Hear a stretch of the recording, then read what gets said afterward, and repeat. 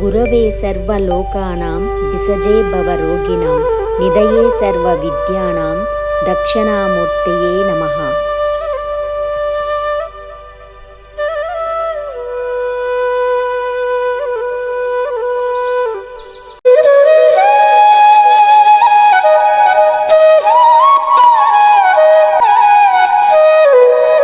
Hello అండి, అందరికీ నమస్తే. సో ఈరోజైతే చాలా రోజుల తర్వాత ఒక మంచి పూజా వీడియో చేసి చూపించబోతున్నాను. సో ఇది నేనైతే మా ఇంట్లో స్థాపన చేయడానికి కొత్తగా ఫోటో తెచ్చాను, దేవుని ఫోటో. సో ఇది ఏ ఫోటో, పూజ ఎలా చేసుకోవాలి, వాస్తుపరంగా ఎక్కడ ఉంచాలి, కలిగే ఫలితాలేంటి అనేది ఈరోజు వీడియోలో తెలుసుకోబోతున్నాము. సో అది మీకు అందరికీ మీరు పైన ఆల్రెడీ థంబ్నెయిల్లో చూసే ఉంటారు. సో దక్షిణామూర్తి ఫోటో అందరూ ఇంట్లో ఉంచుకోవచ్చా, ఉంచుకుంటే ఎలా ఉంచుకోవాలి, ఎలా పూజించాలి, అలాగే పిల్లలు బాగా చదవాలని కోరుకునే ప్రతి తల్లి కూడా ప్రతి ఇంట్లోనూ ఉంచుకోవచ్చండి. ఈ ఫోటో పూజా విధానం ఏంటి అనేది చేసి చూపించబోతున్నాను.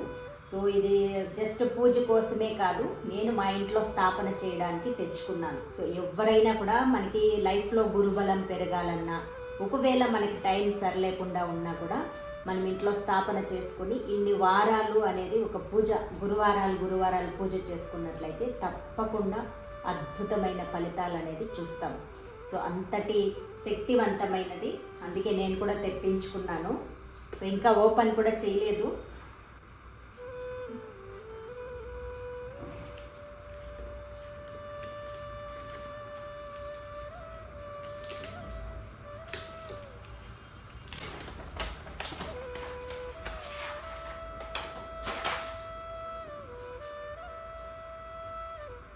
దక్షిణామూర్తి ఫోటో ఇది. మనం దక్షిణ ముఖంగా ఉంటారు స్వామివారు, ప్రతి ఇంట్లోనూ ఉండాలి. పిల్లలు బాగా చదవాలన్నా, మంచి ఉద్యోగాల్లో స్థిరపడాలన్నా కూడా తల్లి కూడా చేయవచ్చు ఈ పూజని, ఓకేనా. సో మనం పిల్లల చేతి కూడా ప్రతిరోజు మనం పూజా ప్రాసెస్ అంతా చేసి వాళ్ళు ప్రతిరోజు స్వామివారిని అలా కాసేపు చూసి దర్శనం చేసుకున్న చాలు, అద్భుతమైన స్వామివారి కృప అనేది ప్రతి ఒక్కరికి కలుగుతుంది. నేను అక్షయ తృతీయ రోజే తెచ్చుకోవాలని ట్రై చేశాను, కానీ కుదరలేదు. ఈరోజు గురువారం. సో గురువారం మీకు వీడియో ఈరోజే మార్నింగ్ కల్లా తీసి వీడియో ఈరోజే షేర్ చేయాలనుకున్నాను. గురువారం రోజున కుదరలేదు, మనకి ఫోటో వచ్చేసరికి లేట్ అయిపోయింది. అందుకే ఇక్కడ మనకి ముఖ్యంగా ప్రసాదంగా వచ్చి ఇక్కడ మనము నానబెట్టిన శనగలతో స్వామివారికి హారం వేయాలి. ఇది పరిహారంగా ఎలా చేసుకోవాలి అనేది కూడా చెప్తాను. సో అందుకే మనకి ఫోటో వచ్చేది గ్యారంటీ లేకుండా ఈరోజు వస్తుందా రేపు వస్తుందా అనే డౌట్స్తో నేను నానబెట్టలేదు. సో అలాగే ఉంచుతున్నాను, జస్ట్ మీకు చూపించడానికి చెప్తున్నాను, ఓకేనా. మీలో ఎవరైనా ఫస్ట్ టైం అరుణాస్ ఛానల్ చూస్తూ ఉన్నా ఇలాంటి మరెన్నో వీడియోస్ అన్నీ రాబోతున్నాయి. అద్భుతమైన ఫలితాలనిచ్చే పూజా పరిహారాలు, అలాగే పూజా విధానాలన్నీ కూడా రాబోతున్నాయి. అలాంటివన్నీ కూడా మిస్ కాకుండా ఉండాలనుకుంటే తప్పకుండా ఛానల్ని సబ్స్క్రైబ్ చేసుకొని పక్కనే ఉన్న బెల్ ఐకాన్ని క్లిక్ చేయండి. తప్పకుండా లైక్స్ పెట్టండి. సో మనకి ఇది చాలా ప్రతి ఒక్కరికి ఉపయోగపడే వీడియో. ఇలాంటి వీడియోలు మరెన్నో రాబోతున్నాయి. మీరిచ్చే ఇంతకు ముందు నేను ఇట్లాంటివి నా స్టార్టింగ్ నుంచి కూడా ఇలాంటి వీడియోస్లోనే మనం ఛానల్ అనేది గ్రో అయింది. సో అప్పుడు నా హెల్త్ సిచ్యువేషన్ వేరు, ఇప్పుడు నా హెల్త్ సిచ్యువేషన్ వేరు, ఓకేనా. సో అయినా కూడా మీ అందరికీ కూడా అందరూ అడిగే పూజా విధానాలు, వాటి ప్రయోజనాలు ఏంటి అనేది అన్నీ కూడా చేసి చూపించబోతున్నాను. సో నాకు ఎనర్జీ మీరు పెట్టే లైక్స్ అండ్ మీరు పెట్టే అమూల్యమైన కామెంట్స్ అనేది నాకు ఇంకాస్త ఎనర్జీ ఇస్తుంది. సో దాని ప్రకారంగా నేను ఇంకా మంచి మంచి వీడియోస్ అన్నీ కూడా మీకు షేర్ చేయడానికి ట్రై చేస్తాను, ఓకే. ఇంకెందుకు ఆలస్యం, వీడియో చూస్తూ మాట్లాడుకుందాం. శ్రీ మేధా దక్షిణామూర్తి పూజా విధానము. దక్షిణ అంటే సమర్థత. దక్షిణామూర్తి ఇంద్రియాలను జయించినవాడు, అపార జ్ఞానం, మేధస్సుకు నిలవెత్తు రూపం. ప్రతిరోజు స్వామి దర్శనం చేసినా చాలు, విజయం తథ్యం. స్వామివారిని పూజిస్తే కలిగే ఫలితాలేంటి అనుకుంటున్నారా? జ్ఞానం కలుగుతుంది, సంపదలు కలిసి వస్తుంది, సరస్వతి కటాక్షం కలుగుతుంది, అపమృత్యు దోషాలుంటే పోతాయి, ఇంట్లో చీడ పీడ ఉన్నా, చికాకులున్నా అవన్నీ కూడా పోయి మనసు ప్రశాంతంగా ఉంటుంది. శ్రీ గురు దక్షిణామూర్తి పూజ మాటల్లో వర్ణించలేనిది, అంతటి ప్రాముఖ్యం గలది. ప్రతి ఒక్కరూ ప్రతినిత్యము పూజించాల్సిన దైవం. దక్షిణామూర్తి అనేది శివుని జ్ఞాన స్వరూపం. ఆయన గురువుగా పూజింపబడతాడు. ఎందుకంటే ఆయన మౌన ఉపదేశం ద్వారా ఆధ్యాత్మిక జ్ఞానం ప్రసాదిస్తారు. దక్షిణామూర్తి మంత్రం ఓం నమో భగవతే దక్షిణామూర్తయే నమః అనే ఒక్క మంత్రం ద్వారా కూడా మనం అనేక సిద్ధుల్ని పొందవచ్చు. దక్షిణామూర్తి పూజ చేయడం వల్ల జ్ఞానం పెరుగుతుంది, కష్టాలు తొలగిపోతాయి. ఇక పరిహారం ఎలా చేసుకోవాలంటే, శనగలు ఉంటాయి కదా, నల్ల శనగలు, వాటిని ముందు రోజు అంటే గురువారానికి ముందు రోజు బుధవారం రోజు నైట్ నానబెట్టుకున్నామంటే గురువారం రోజు మార్నింగ్ సమయంలో ఈ పూజని చేసుకోవాలి. సో 108 శనగల్ని తీసుకొని వాటిని మాలగా తయారు చేయాలి. ప్రతి వారము కూడా మీరు ఎన్ని వారాలు మొక్కుకున్నారో అన్ని వారాలు, 9 వారాలు విశేషమైన ఫలితం కలుగుతుంది. సో అన్ని వారాలు మనం మాలగా వేసి స్వామివారికి పసుపు రంగు పుష్పాలతో పూజించాలి. అలాగే ఆచమనం చెప్పుకోవాలి. గోవిందనామాలన్నీ చదువుకొని భూశుద్ధి మంత్రాలు అన్నీ కూడా మనకి ఆచమనంతో ఎలా పూజ చేయాలి అని చెప్పుకున్నాం కదా. సో ఓం గంగే చ యమునే చైవ గోదావరి సరస్వతి నర్మదే సింధు కావేరి జలేస్మిన్ సన్నిధిం కురు అంటూ మంత్రపుష్పంతో ఆ జలాల్ని మనం పూజకి ఏర్పాటు చేసుకున్న సామాగ్రి మీద, ఫోటో మీద, మన పైన అంతా చల్లుకోవాలి. శుద్ధి చేయడం అన్నమాట. ఇక దీపాలు నైవేద్యం అనేది మన సౌకర్యం. 5 ఒత్తుల దీపాలు నేను ఏదైనా విశేషంగా పూజ చేసినప్పుడల్లా అవే వెలిగిస్తూ ఉంటాను.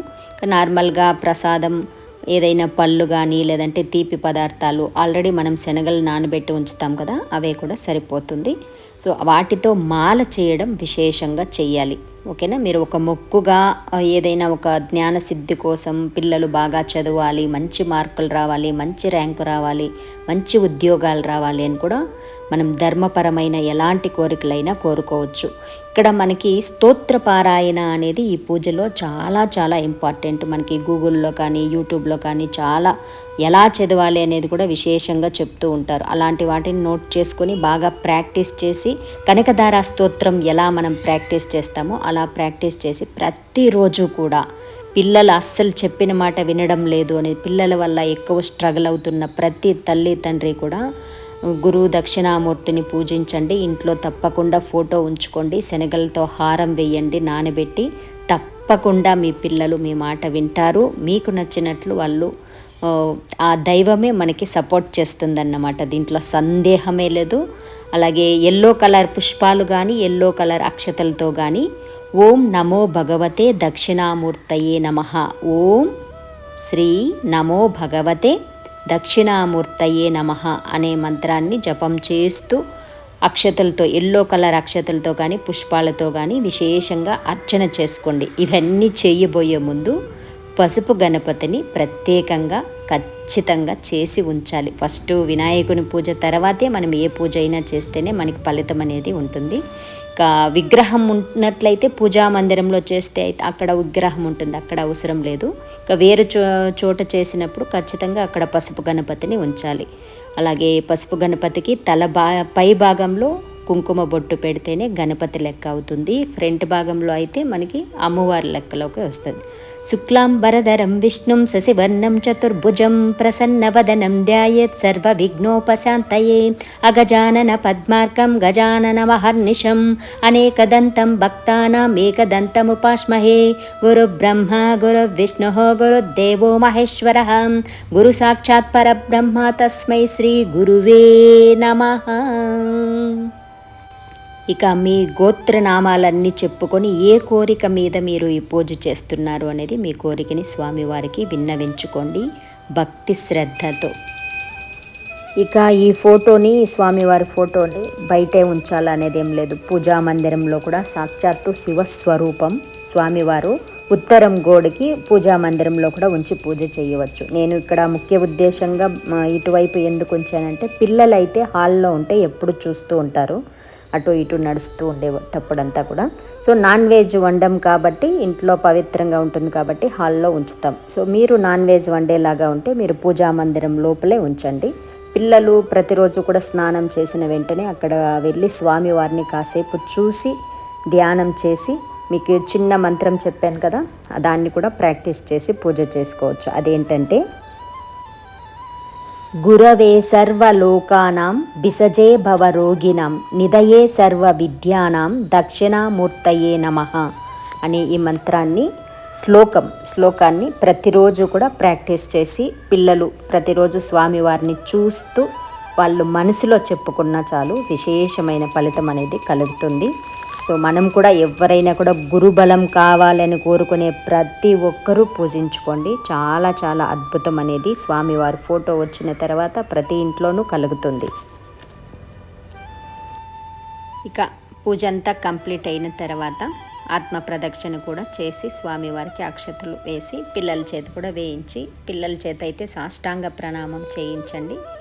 ఆడవాళ్ళు అలాగే కూడా నమస్కారం చేసుకోవచ్చు. అలాగే మీకు దగ్గరలో దక్షిణామూర్తి గుడి ఉన్నట్లయితే తప్పకుండా అక్కడ కూడా వెళ్ళి దీపారాధన చేసి రండి. అక్కడ స్వామివారు ఉంటారు కదా పంతులు గారు, వాళ్ళకు కూడా మీరు ఒక 1/2 కిలో కానీ 1/4 కిలో కానీ అలా శనగల్ని, నల్ల శనగల్ని ఏదైనా కూడా ఇవ్వచ్చు. వాళ్ళకి మనం దానంగా ఇచ్చినట్లయితే ఇంకా చాలా మంచిది. గురుబలం అనేది ఇంకా బాగా కలిసి వస్తుంది.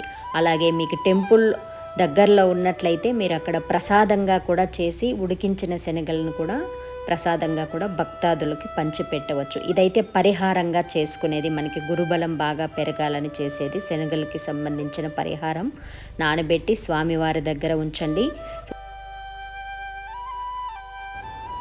ఇప్పుడైతే స్వామివారిని దగ్గర నుంచి చూపిస్తున్నాను. ఆ రూపం ఎంత అపరూపమైనదో దగ్గర నుంచి చూడండి. అక్కడ స్వామివారి కాలు దగ్గర ఒక రాక్షసుడు ఉంటాడు, అంటే కాలుతో తొక్కినట్టు. అపస్మారుడు అనే రాక్షసుడు, అంటే మనం జనరల్గా అంటూ ఉంటాం కదా అపస్మారక స్థితిలో ఉన్నారు అని. సో మనకి అంటే మర్చిపోవడం, ఏది తెలియకపోవడం అలా అయిపోతూ ఉంటుంది, అజ్ఞానంతో ఉండిపోతూ ఉంటాం. అలాంటి మన అజ్ఞానాన్నంతా కూడా పోగొట్టేస్తాడు స్వామివారు అని. స్వామివారు ఎప్పుడూ ధ్యానంలోనే ఉంటాడు. ఆ ధ్యానంలోనే మనకి అంతటి ఫలితాన్ని ఇస్తారు. జస్ట్ మనం చూస్తూ స్తోత్రపారాయణ చేస్తే చాలు.